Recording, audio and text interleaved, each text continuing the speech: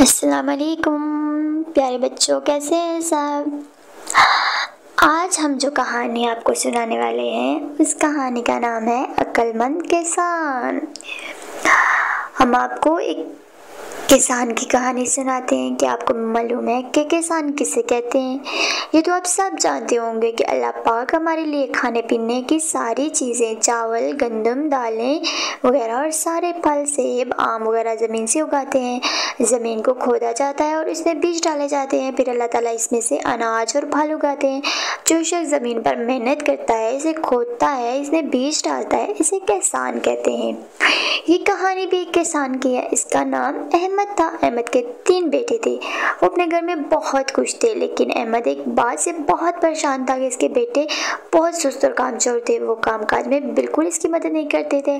आखिर बहुत सोचने के बाद इसके जहन में एक तरकीब आई। इसने अपने बेटों को जमा किया और इनसे कहा, प्यारे बेटो, हमारी ज़मीन के अंदर एक खजाना छुपा हुआ है और मैं इसे निकालना चाहता हूँ, लेकिन मैं बूढ़ा हो गया और अकेला हूँ, ये काम नहीं कर सकता। तो इसलिए अगर तुम मेरा साथ दो तो हम ये काम मिलकर कर लें। सारे बेटे खजाने की तलाश पर राजी हो गए और उन्होंने ज़मीन को खोदना शुरू कर दिया, लेकिन इनको खजाना ना मिला। इन्हें ये देखकर बहुत गुस्सा है कि इनके वालिद ने इनसे झूठ कहा। इन्होंने अपने वालिद से शिकायत की तो उनके वालिद ने कहा, मेरे प्यारे बेटों, मैं झूठ कैसे बोल सकता हूँ? झूठ बोलना तो बहुत बुरी बात है और मुसलमान तो कभी झूठ नहीं बोलता। मैंने तुम्हें कहा था कि ज़मीन में खजाना है। तो मेरे प्यारे बेटो, ये झूठ नहीं बल्कि सच है, लेकिन तुम जल्दी कर रहे हो और जल्दी का काम शैतान का होता है। तुम वो करो जो मैं तुम्हें बताता हूँ। ये बीज लो और ज़मीन में डाल दो।